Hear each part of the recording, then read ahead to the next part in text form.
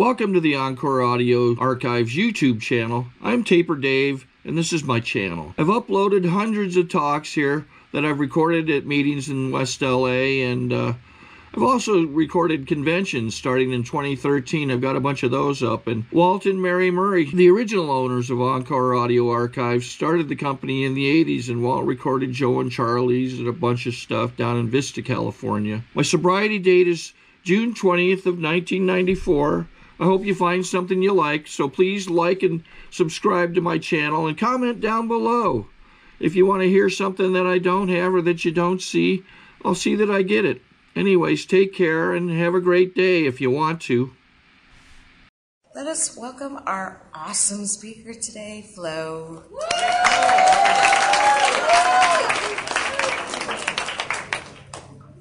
Thank you. My name is Flo. I'm an alcoholic. And first and foremost, I want to thank Rachel for asking me to share with you guys today. Rachel is badass. To quote the Grateful Dead, she's hot as a pistol but cool inside. I like the way you carry yourself. I like the way you do the job around here, so thank you. Yes, please. Before I go into my talk, I have to talk about John. Because we have CDs up on the stage here, and there's individual speakers from this meeting. There's also workshops. A couple years ago, I got a workshop done by Bob Bazans, Bob B. from St. Paul, Minnesota. It changed my sobriety. It changed my life. The workshops usually cost $15, $20, $25. I don't know what you spent for a gram or those precious oxycodone pills or whatever your deal was, or your bar tab, but 20 or 25 bucks isn't a lot. If I were you, next week, bring 50 bucks to the meeting, buy a couple workshops. You've got Sandy Beach, you've got Bob B., you've got a number of people up here that just dive into this spiritual practice. It is amazing what it will open up for you. So please give John some business. He does a lot of hard work to get these CDs together and available. If you live in LA, you spend a lot of time in your car like I do. So how about a hand for John, please? Thank you for all your hard work. I want to welcome the new people. I want to welcome my friend Chris back. God bless you. Happy birthday to the birthday people. Happy birthday, Amanda. Anyone who's celebrating a milestone, please stay here with us. Elizabeth, look at you, girl. Beautiful. 33 years, like right out of The Hobbit. It's unbelievable. I'm going to quote Gandalf this morning a little later. But if you're new to Alcoholics Anonymous, this is a great meeting to make a regular meeting on a weekly basis. Because it's a workshop, so not only do you get to hear people share their experience, strength, and hope, but you get to hear questions and answers. What we have here in this room, if you're new, and I was new, I had no idea. You know what I mean? I came into Alcoholics Anonymous and I stopped drinking. For 7 months, I smoked pot and did blow. And I just thought, well, I'm an alcoholic, but, pot's a plant, for God's sake. It's an herb. You know what I mean? So let's sprinkle some on the spaghetti. I don't know. And I didn't understand what was going on here, and I couldn't hear most of what you were saying. So if you're new to Alcoholics Anonymous, what we're really hoping is that you stay here and you undergo a psychic change or a spiritual transformation. And what that looks like is one day at a time, you have a room full of people that can show you how not to drink and take drugs today. That's really the goal. People talked about goals. The goal today is to hit the pillow sober. That's the deal. And you have a room full of people that can show you how to do that. But if you get to stay here, what you get to embrace is a spiritual practice. And you get to have a life where you're comfortable. I love that Jazz said with 1 year that she can look in the mirror and she's okay with what's there. That's it. That's the goal, is for me to be comfortable in my own skin. That's all there is. Anything else is just gravy. And that's what I found here. And so if you get to stay here, there is one more little thing. We're going to ask you to save lives as long as you stick around.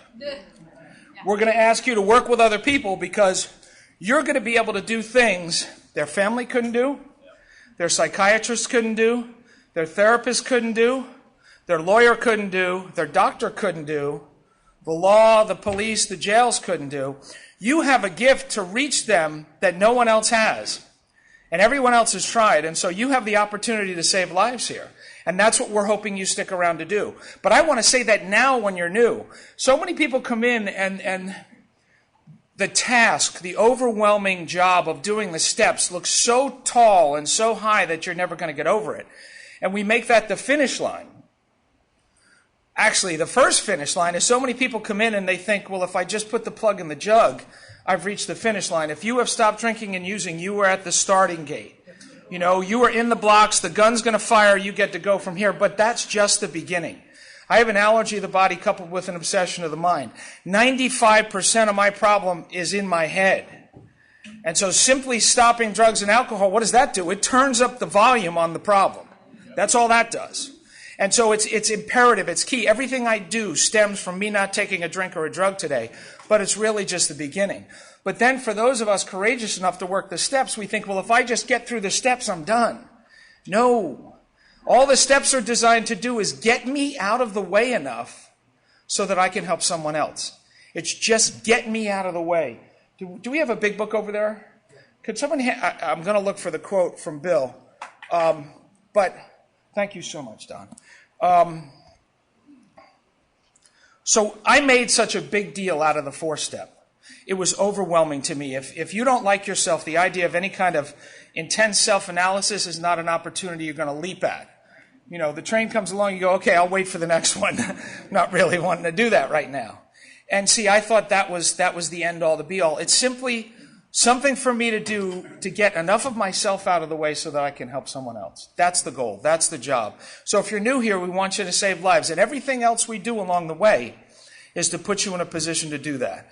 I love Herb Kagan. If you've never taken his workshop, it goes for 15 months. He covers the book word for word for word. And I've only had the opportunity to sit in and listen to tapes, but he's amazing. One of the things he says is that everything up to step 10 is just preparation. You know what I mean? It's spring training. By the way, if you don't, I believe in miracles, and the New York Metropolitans, the New York Mets are my miracle today. I just want to share that with you because I can use Mets and World Series in the same sentence without saying 1969 or 1986. So that's a beautiful thing.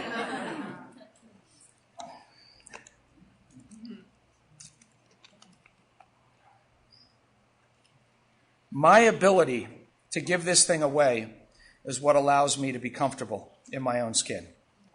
You know, I get to participate in watching other people come to life by working the steps of Alcoholics Anonymous with them. And I want to tell you, I am not one of these people that can continually work the steps. There are people, by the way, anything I say today is not an indictment on how you do this program. The way you do this program is absolutely perfect right now. I'm going to offer feedback in the same way I've listened to feedback from other people and say, well, maybe I could tweak that or do that a little differently. You know what I mean? But the way I work the steps, I'm not going to do an inventory every day. I rarely do a written 10-step at night. It's just not, I go out in my day and I exhaust myself. I go balls out all day long. By the time I get to the end of the day, a couple minutes of prayer, the 7-step prayer, and thanking God for another day of sobriety is where I can go. But I can't constantly write inventory. I can't constantly look at my character defects. I can't constantly be making amends. It's just not how I'm wired. I'm going to go out and make a lot of mistakes and then work on the whole group of them together. And so what keeps me in the steps is working with other men. Because all the men that choose me have the same stuff I have. They're sex addicts. They gamble away the rent money.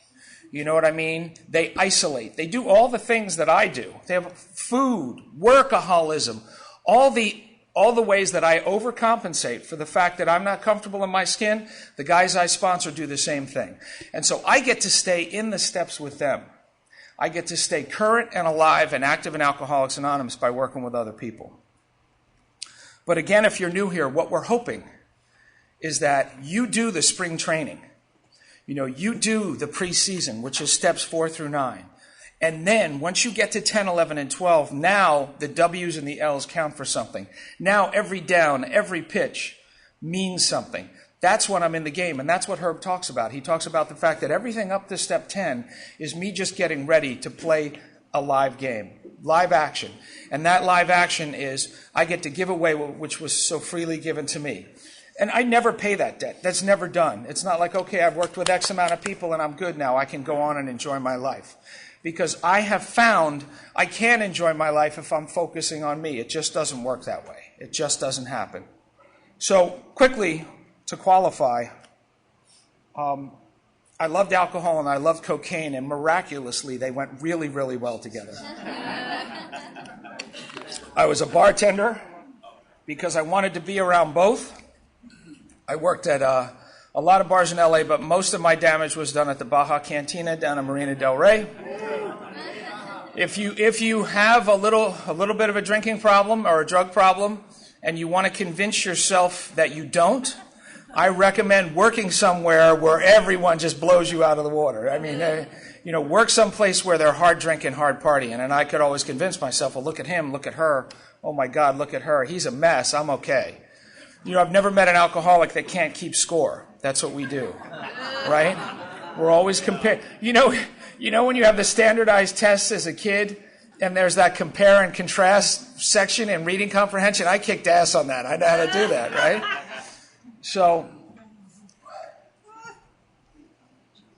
I would go to work at 5:30 after having woken up an hour before. I would tell myself, having blown another day and gotten nothing done, that I was going to just have a Coca-Cola, count my money, and go home to bed. That was my promise to myself. I told myself I wasn't going to drink today. And invariably, by the end of the shift, we were going to another bar. I cleaned up. I would sit down. I'd take a rock glass and fill it about half full of Grand Marnier. I'd get a Corona, have 3 or 4 of those before we left, and then we'd go to another bar, because that's what you do in the restaurant business in LA.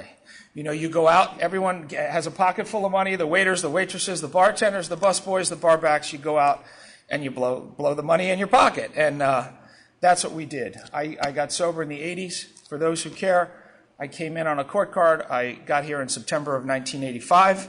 I never had a drink from my first meeting. But again, my sobriety date is April 7th of 1986 because I was smoking a lot of bong hits and an occasional all-nighter with non-habit-forming cocaine. I would go to bars and I'd meet people. We'd go to their house afterwards and I'd tell them about AA.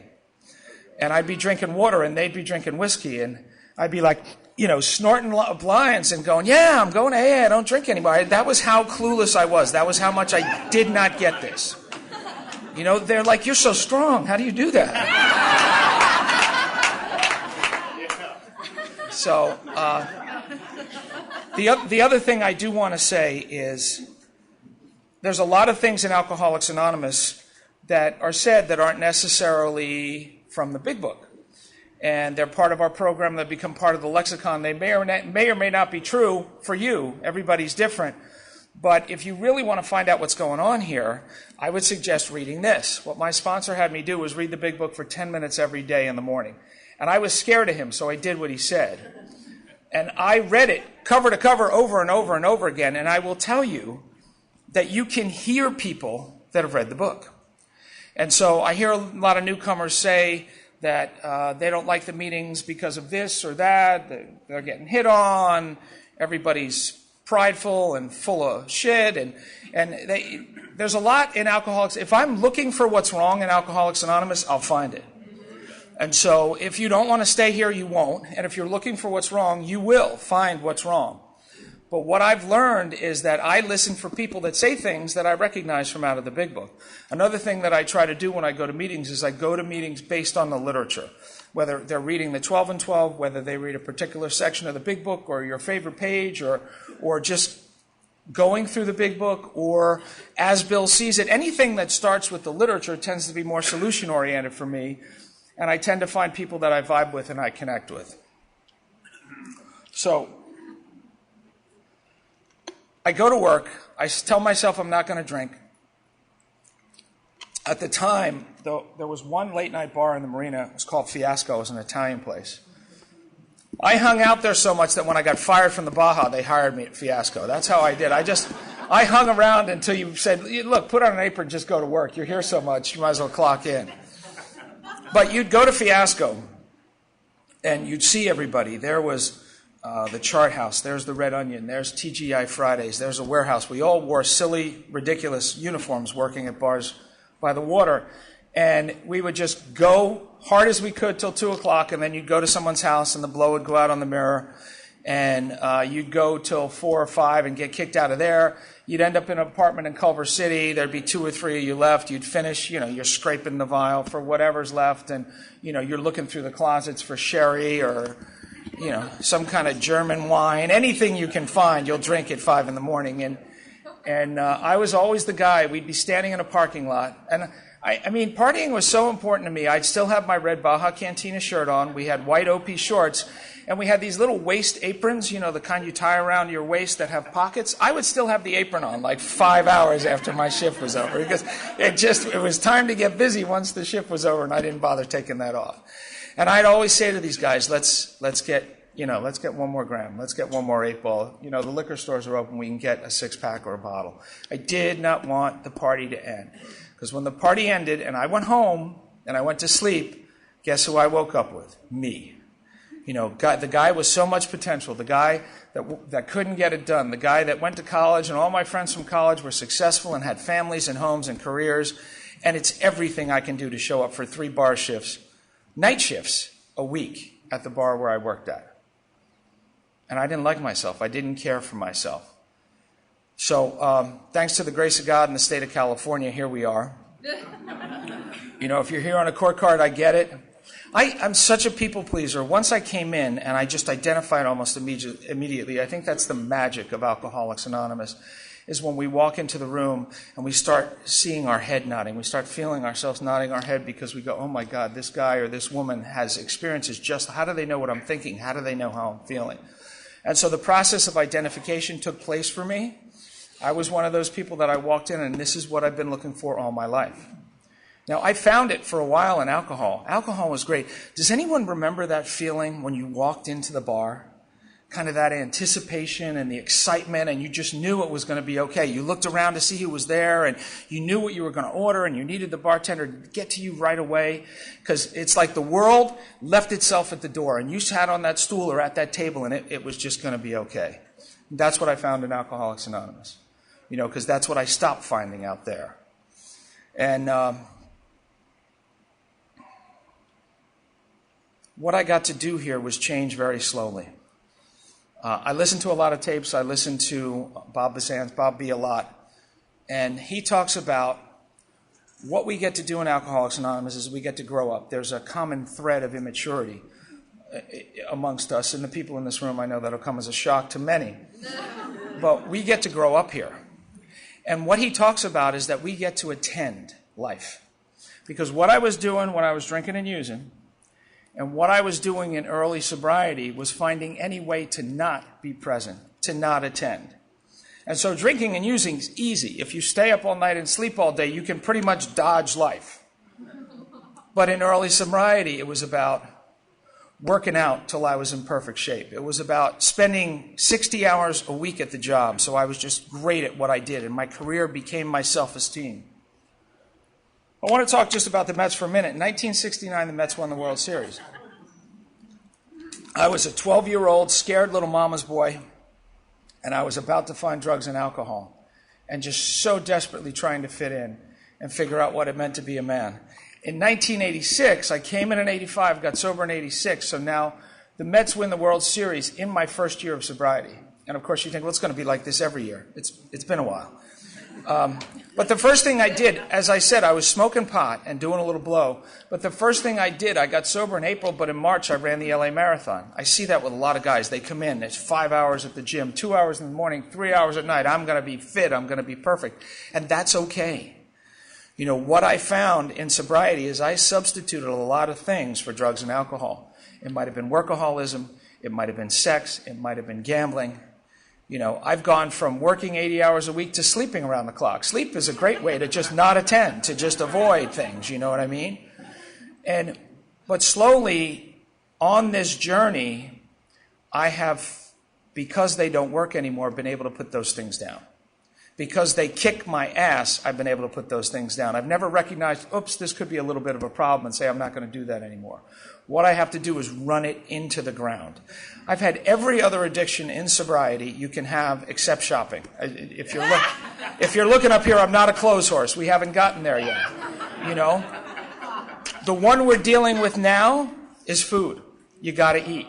That's one of the final frontiers for me is the fact that there's no two words in the English language that fit together so beautifully as comfort and food. You know what I mean? And so, but all of these are opportunities for me to put one more thing down and be a little more present, for me to attend, for me to be here. Because if I'm here, God puts me to work. If I'm here, God shows me who I can help. You know what I mean? If I'm here, He puts me in situations where I can be of service and get out of myself. It's absolutely beautiful. And so I guess what I'm asking of you new people is to come here and be heroes. You know what I mean? You don't necessarily have to wear the cape and the tights, but if you want to, I mean, that's fine too. I went to see Bridge of Spies last night. And he is such a national treasure. God bless Mr. Hanks. But the movie is about a kind of dull, very accomplished insurance lawyer, and he's, an everyday guy from Brooklyn who gets thrust into a position that he didn't want. And what he does is he has principles that he adheres to in his life. He has beliefs about this country that he's not willing to let go of. And so what you see is this incredible ordinary man, because of the strength of his beliefs, become extraordinary and accomplish miraculous things because he won't give up. He is just going to stick to his guns. And so I invite you here to find out what you believe in so that you can fight for that. I promised a little Gandalf, and so I was talking to someone at the beginning of the meeting, and we were talking Lord of the Rings, and I love that particular trilogy. But in The Hobbit, he says, there are those who believe it's only great power that can hold evil in check, but that is not what I have found. I found it is the small, everyday deeds of ordinary folk that keep the darkness at bay. Small acts of kindness and love. This is a world that is screaming for members of Alcoholics Anonymous. We don't trust our politicians. You know what I mean? Car manufacturers mislead us and cheat. I don't know if anybody heard this. This is kind of obscure, but there has been a tremendous scandal in the world of competitive bridge. I mean, I think you have to be 80 or dead to play bridge. And yet there are world-class bridge players that are ranked around the world, and there's a cheating scandal that's knocked half of the top 10 out of it. I mean, this world is screaming for people that have something to believe in and something to stand up for. And the great thing about us as alcoholics is we get chosen even though we don't want to.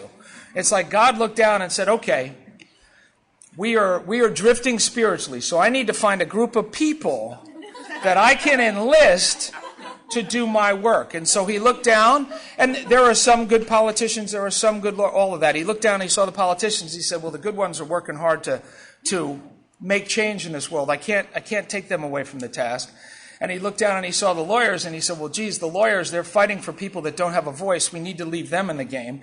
And he looked down and he saw the doctors, and he said, well, they're saving lives. I can't necessarily take them.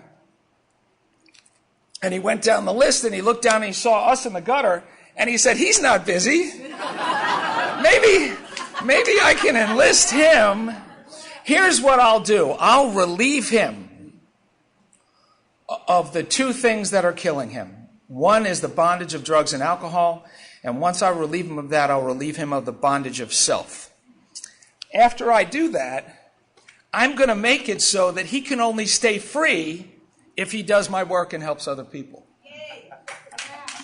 Right? I'm going to make it so that he is not just an example in the rooms of Alcoholics Anonymous, but out in the world. My son Zach is here today. He is 16. He's a wonderful young man. He's very bright. He has his flag firmly planted in the agnostic camp. And and he loves to debate religion and spirituality. And so for entertainment value, or if you just want to meet a really neat kid, please come talk to him after the meeting. He's wearing the hat right up front here. I mentioned being a dad. I didn't get instructions on being a dad. My father was a doctor. My mother was a nurse. And He was a resident at the time. They met at Jefferson Hospital in Philadelphia. And they hooked up. 9 months later, I came along, and he disappeared. I never met the man. I never knew the man. The only time he ever saw me was in a Philadelphia courtroom for a child support hearing, and I was raised by my mom. And so one of my fears in being a dad was I didn't know what to do. And one of my great regrets in life was that I didn't have a father around. And it turns out that both that fear and that regret were completely unfounded. And I'll get into that in a little bit. Today's been a great day. I got up early this morning. I said my prayers. I got some good coffee down at the bait store down the street from my house. I took a run, listened to a little AA speaker tape. I got to call about 12 or 15 guys that either I sponsor or are close friends of mine in the program who are fathers and wish them happy Father's Day. I got to pick up my son, and I got to be here today. And the reason I mention all those things is I do things today that feed my soul in sobriety. I take actions today to counteract this disease that I have that's never, ever, ever going to go away. But just before I forget, I mentioned the speaker tapes. And I want to do a quick plug for John, who sells our tapes up here. He brings them every week. He lays them out. There are incredible, not just incredible speakers up here from this meeting, but from other meetings and from weekend workshops and retreats. And I don't know about you, but my bar tab on a Saturday night would be at least $60 or $80. You know what I mean? At least. Because I would go out to bars where I knew the bartenders because I was a bartender. And so I would drink all night with the girl I was with or with my buddies, and at the end of the night I'd get a $14 bill. But you throw $80 on the bar. My point is, if you're like me and you're busy and you spend a lot of time in the car and you don't get to as many meetings as you would like to, twice a month, bring $20 or $25, hand it to John, say, take care of me. And he will load you up with stuff that will feed your soul.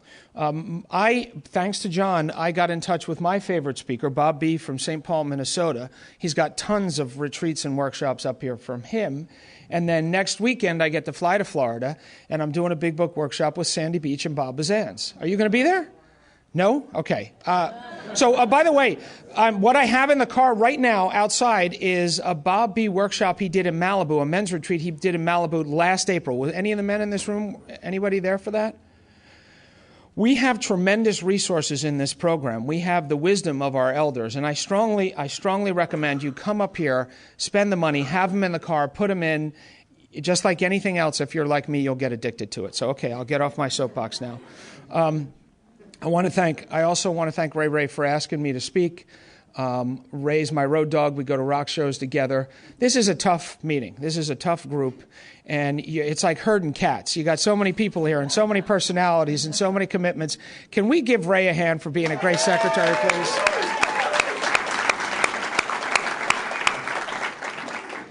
Okay.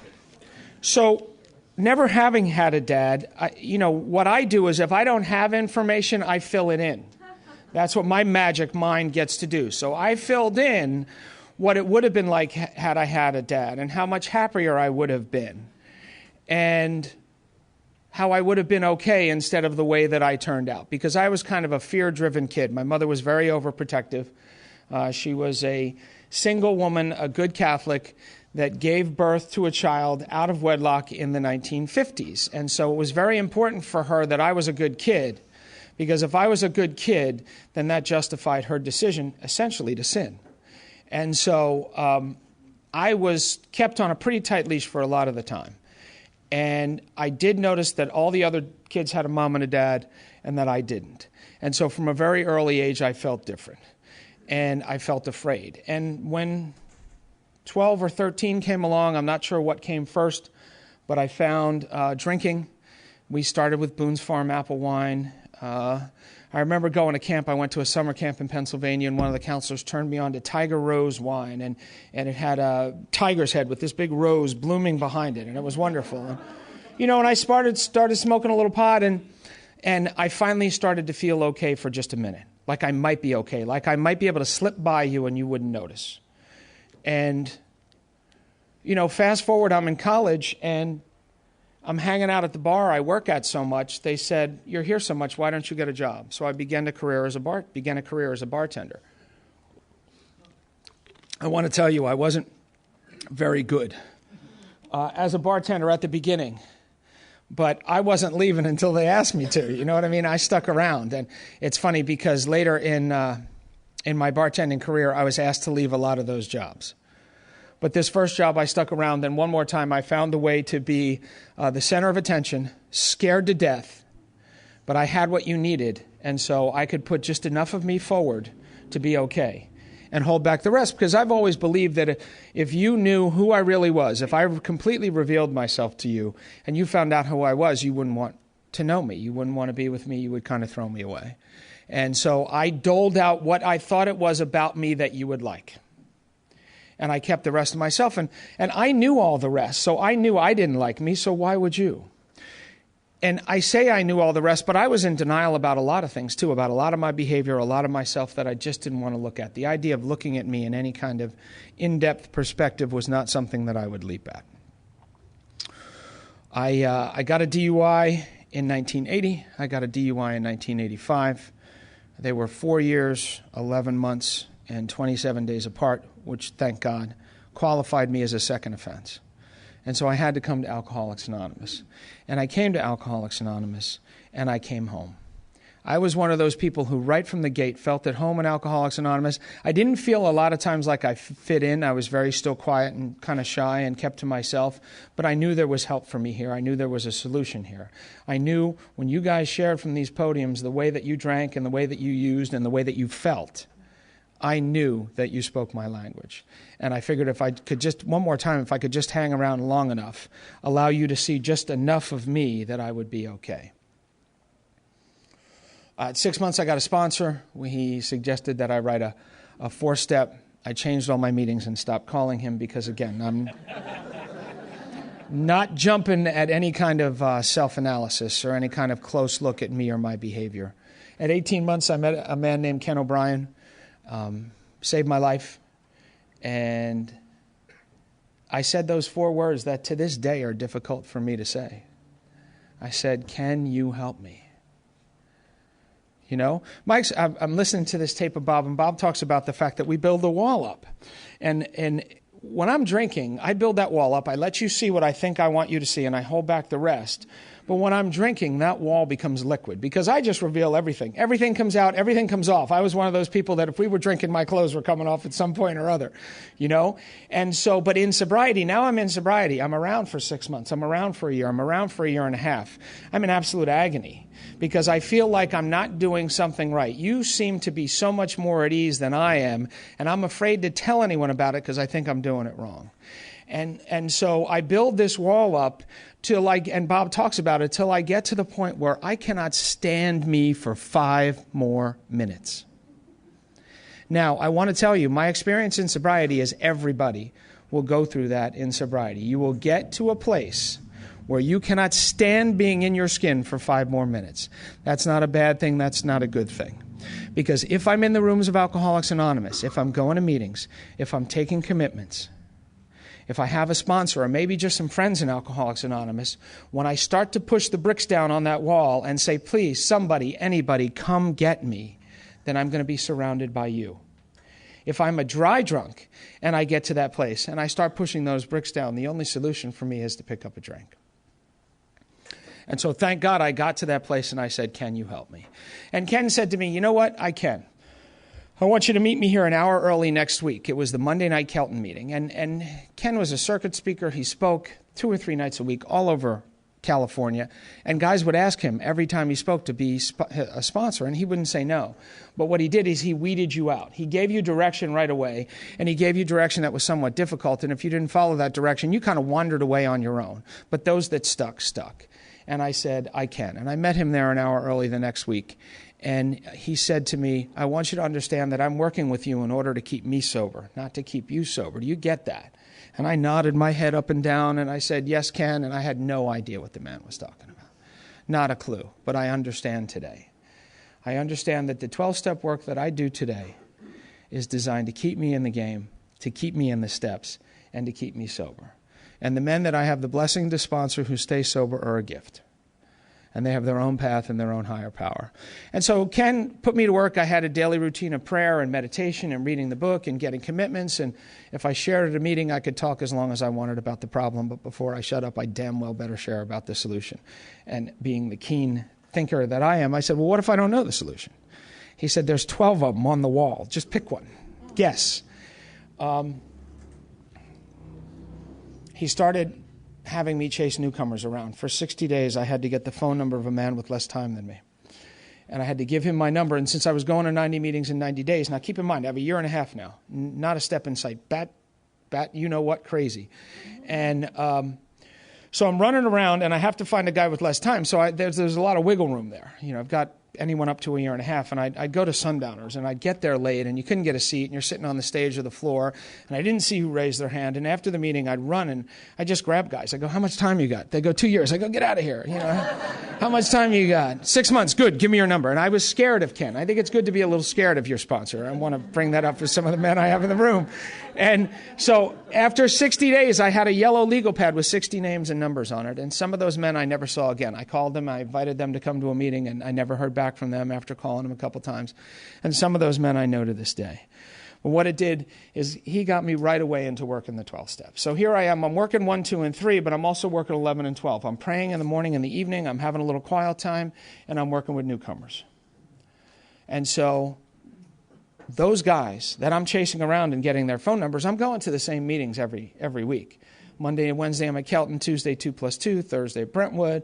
Friday, I'm at the Log Cabin in the morning. Saturday, I'm over at the Roxbury Park, the CA meeting, and Sunday night I'm at Sundowner. So same meetings every week. And those now I walk into a meeting and 3 or 4 guys that are newer and more scared than me are running up, hey, Flo, how you doing? You got a seat? What's going on? You know what I mean? Like I completely flipped the switch of the guy that was sitting there thinking, I know that I drank and used, the way I drank and used earned me a seat here, and I still don't feel like I fit in. Because if your head's anything like mine, that's where it goes.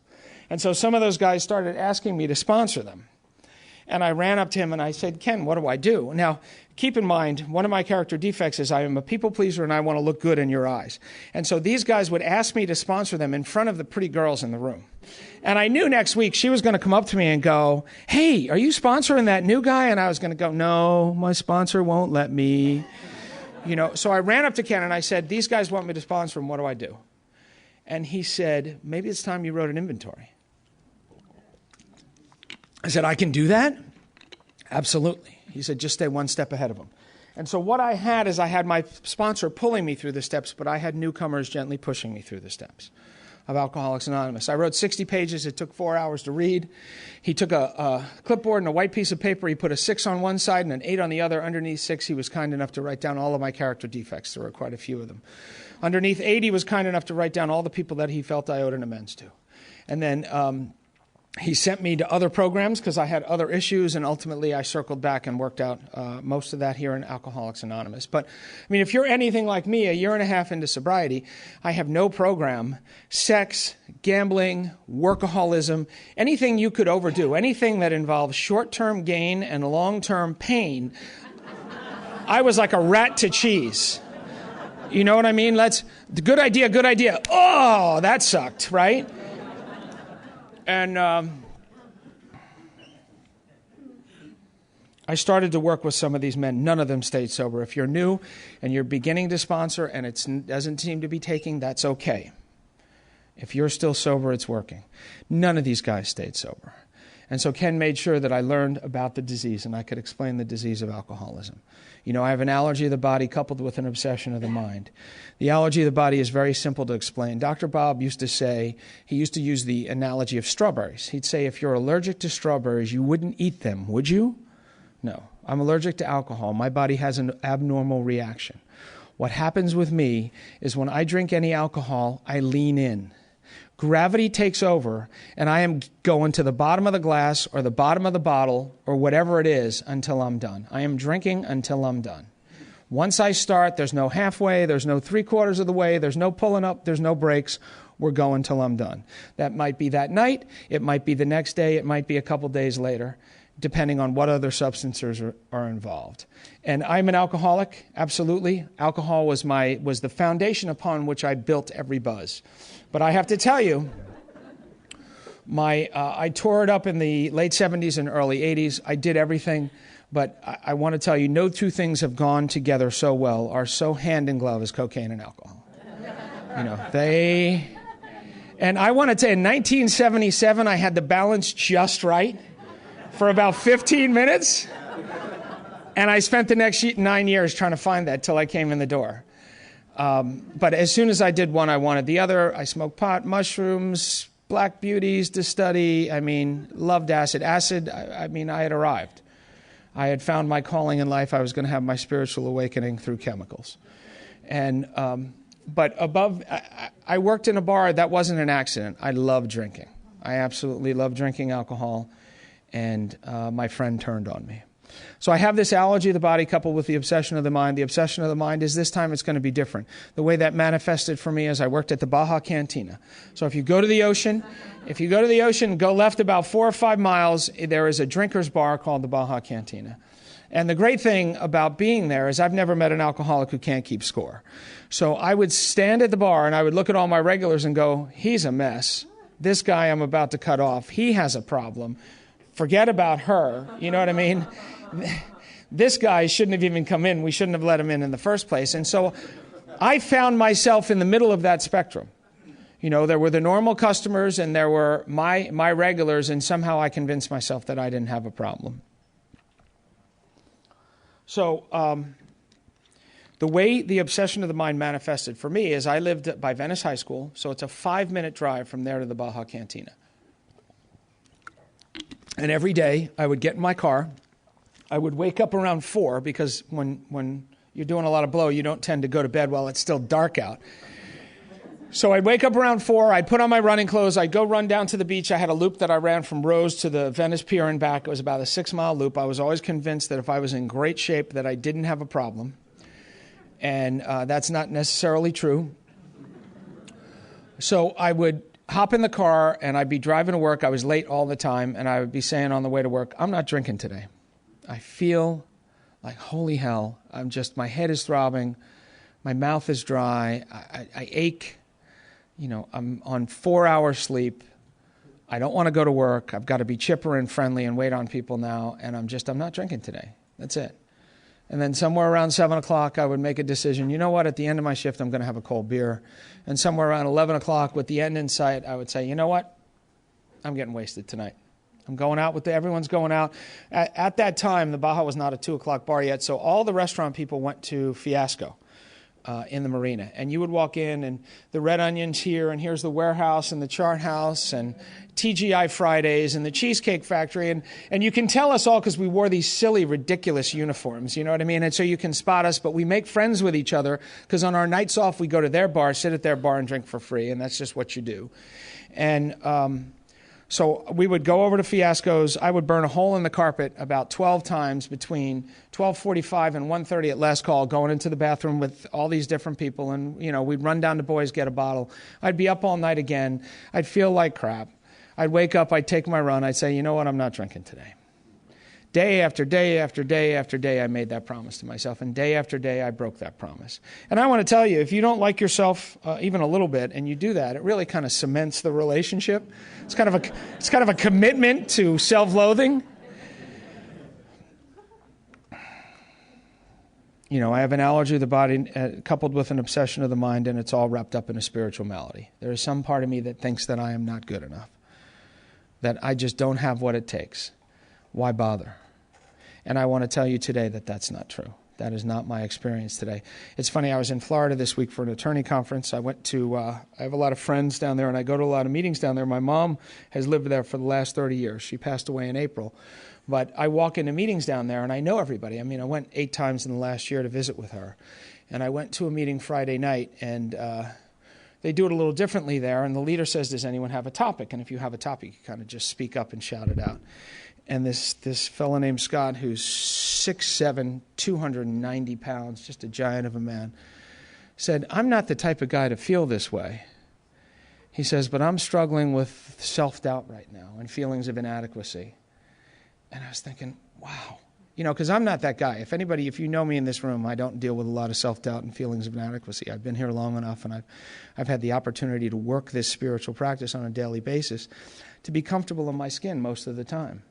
And yet, in the last couple of weeks, I've had some things come up, that these chinks in my armor that my denial has just kind of closed off, just won't look at. And one more time I go to that place of fear, and it's not going to be okay, and it's all going to fall apart. And what I realize is I have a higher power that's very gentle with me, but he's also very demanding. And he wants to kind of keep me on schedule. And we've come this far spiritually. You're not stopping now, dude. You got work to do. And so I have these chinks in my armor that I think are so small you can't see. And stuff pops up and I go, okay, here it is. This is something I need to handle. This is something I need to take care of. Here is an opportunity for me to really accelerate and jump on some spiritual growth. My first instinct is fear, and then my second instinct that kicks in is action. And I called my buddy Locky Dude, I think he's still here, and I said, I got a problem, can you help me? Because that's what I do, I reach out, and we have a solution to that problem, and it's all going to be okay. But I have character defects that are embedded in me after 27 years of sobriety that I don't want to let go of, that I kind of pray to have removed, but they're there. And the beauty of staying in the game, of going to a lot of meetings, of sponsoring a lot of men, of continuing to read that book, because they always put new stuff in there. Always.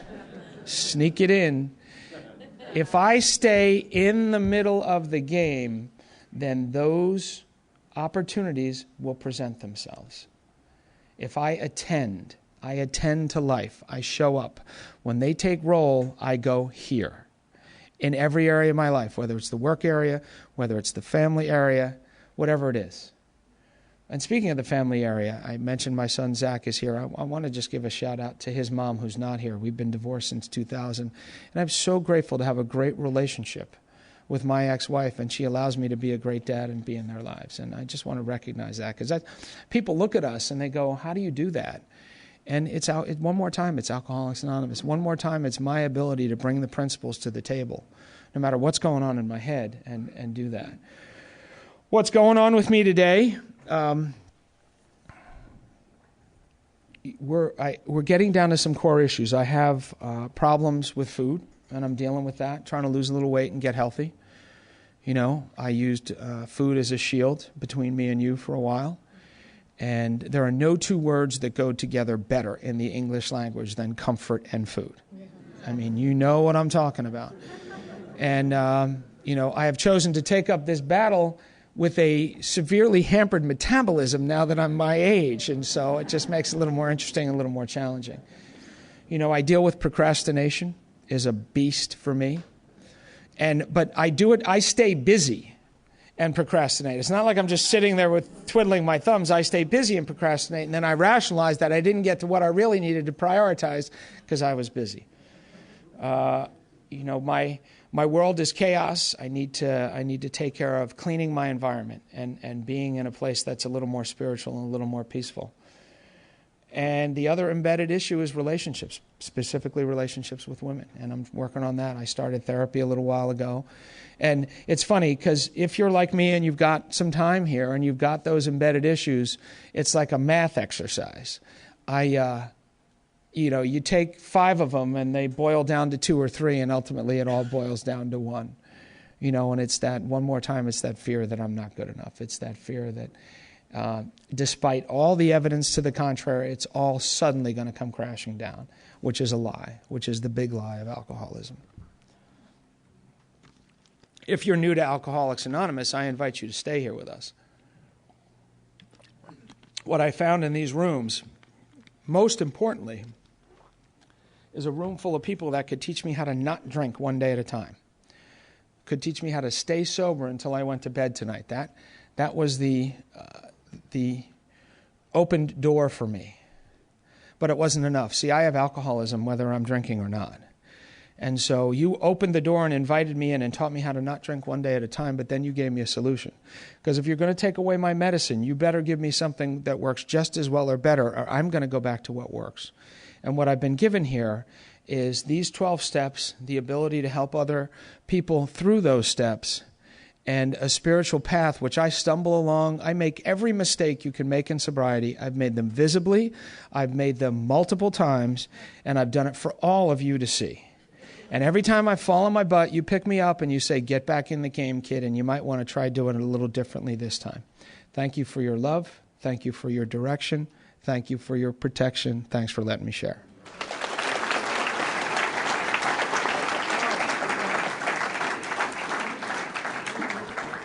Okay, it is time for questions, and I am saying this to remind myself to repeat the question. John. Well, thank you so much. You've mentioned about self-loathing and acceptance. And I want to ask you, how long were you sober before you really came to terms with forgiveness, self-loathing and forgiveness of yourself first? The question is, how long was I sober when I started to come to terms with forgiveness of not liking me and not liking who I was? It's been a long process, and I would say to get to the point where I'm really as comfortable as I am in my skin, that happened many, many years into sobriety. But as soon as I began to work with other men at 1.5 years of sobriety, and I don't recommend waiting that long, by the way, as soon as I began to work with other men, we started to break down that feeling of not liking me, because I did something that had value. I did something that had worth. I did something that had purpose, and that was I have been given the great news of Alcoholics Anonymous, and someone has saved my life, and now I in turn have that responsibility to save theirs. So it was about 1.5 years, but it had everything to do with my 12-step work, completely. All the inventory and amends, and that felt great. The amends process felt great, but those feelings are fleeting. As long as I stay in the game and work with other men, that the feeling never has to go away. Tim. Thanks, brother. I love you, brother. Thank you, brother. Can you tell me what you remember about your first meeting? I can. Tim asked what I remember about my first meeting. My first meeting was at the Alano Club. I was there to get a court card signed. I was not drinking at the time on my own. By the way, I never had a drink from my first meeting. My sobriety date is 7 months later because I smoked some of that wacky tobacco and did a little bit of that powder. But it was at the Alano Club. I hated it. I just despised the place and the people. Some guy was talking about the fact that he didn't flick his cigarettes out the window of his car anymore. I didn't understand what that had to do with drinking. And I just wanted to get out of there and have a drink. And I didn't realize that I probably didn't need to wait till the end to have my card signed. I hated it. But I want to talk about my second meeting. The next night I went to a step study at Kelton. They were on step 1, which was my first God shot in Alcoholics Anonymous. And I heard the speaker say that night, "You never have to feel this way again." And I knew what he was talking about. He said, you never have to drink again if you don't want to, or even if you do. And he said, you never have to feel this way again. And that was my first identification in Alcoholics Anonymous, because it had nothing to do with my drinking, but I knew he knew the way that I felt. Lenore. Hi, Flo. How did you heal your relationship with your father that was never there for you? Lenore asked how I healed the relationship with my father. I did not. When I was 25, I went to Santa Barbara to look for him, to tell him what an SOB he was for not being a part of my life. He had Parkinson's, and he passed away at an early age. And so I never got to meet him. I didn't see a picture of him until many, many years later. Didn't know what he looked like, didn't know much about him. I spoke at the Friday night meeting at 4th and Wilshire, and I happened to tell enough of my story. My mom was a nurse, my dad was a doctor, Philadelphia, on and on and on. And so there's a line of 100 people thanking me after the meeting, and my brother came up and thanked me. And he said to me, we have a lot in common. And I'm thinking, oh, this guy was a bartender, or he did this, or he did that. He goes, no, and he showed me his card. It said Thomas G. O'Brien, and I knew it was my brother. And there's 50 people behind him, and I grabbed him and I said, stand there and don't move, because I have to thank, these people want to thank me. Just don't move. And we have a relationship today. And I got to learn from him and my sister all about the man that my father was. And God bless him, he did the best he could with them and with me. And so I made amends with my sponsor at the time. I wrote a letter and read it to Kenny. And then I got to have that further gift down the line. I will say the meeting was in Santa Monica. I live in Castaic. He lived in Silver Lakes. I was 40 miles from home. He was 25 miles from home. And when I tell my story, it's different, a little different every time. And so I just said enough that night for him to hear it. Miraculous, powerful, powerful stuff. We had Steve. Flo, thanks for speaking. What did you employment after you got sober if you had always worked as a bartender? Steve asked what I did for employment after I got sober. I worked in a fitness center. Joel, happy birthday, Joel. And I promised myself I wouldn't cry today, and I cried when he took the cake, so I got it out of the way. Happy birthday to all the birthday people. And so I was working in a fitness center and still drinking. So obviously that didn't work. I changed the environment, but that didn't work. At a year and a half of sobriety, the bar that I used to work at, the Baja Cantina, came back to me and said, "We want you back." And I went to my sponsor. I said, "Kenny, can I go back to bartending? What's up with that?" He goes, "You're going back there to work out your women issues, not your drinking issues. I invite you to go back, have fun, keep me posted." And so I went back into the bartending business, and 20 of my 27 years have been behind a bar. So, yeah.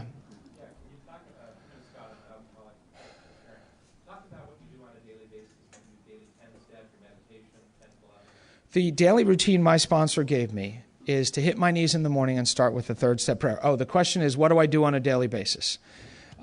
Hit my knees and start with the third step prayer. I'm to pray in a conversational way for 10 minutes. I talk to God about my day. I talk about people who are sick. I talk about sponsees that are having trouble staying sober. And we just talk. A lot of times I'll read 86, 87, and 88 just to kind of get me in that morning frame. I then read the big book for 10 minutes, just picking up wherever I left off yesterday. And believe it or not, you just keep going through the thing, and they keep sticking new stuff in there.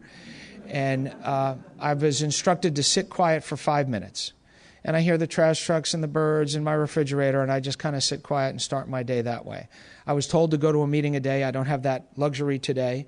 But I'll tell you, between the tapes in the car and the meetings I go to, I probably make what's the equivalent of 7 meetings a week. And then at the end of the day, I get down on my knees. I start with the 7-step prayer, and I have that 5 minutes of conversation with God, reviewing my day. Is there anyone I owe an amends to? I like to read on page 85 when we retire at night, and I like to answer those questions just to make sure I'm staying current and honest.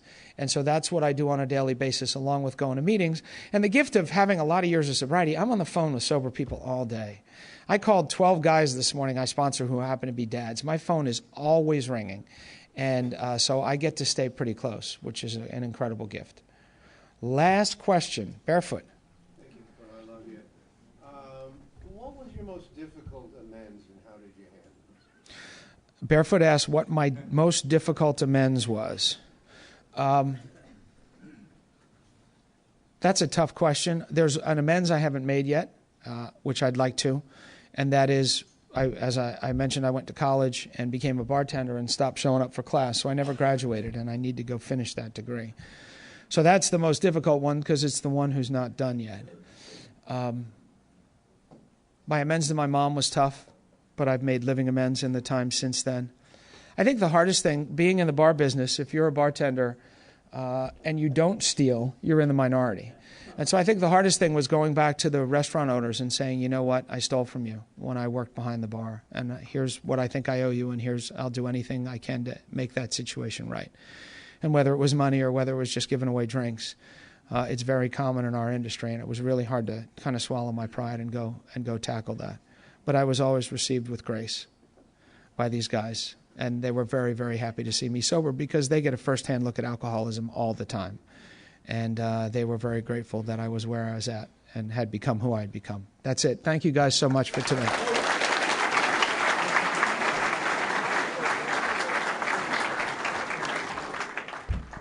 I think we got a great talk going on here. Thanks for watching the channel. Taper Dave here. Just curious, do you think this is better than Zoom? Okay, this is how I prepare my drone for launching. I like to do it inside the cab of my truck so I'm not standing outside in the weather. To install the joysticks for control, up and down, right and left, powered on. I have an Android phone that I use to connect it to the drone with. And it's actually controlled through the iPhone, through an app. Oops, wrong way. It's actually controlled through the iPhone, or through this Android phone, through the app. It's actually controlled through the Android phone through an app, and you connect it through this short connection right here.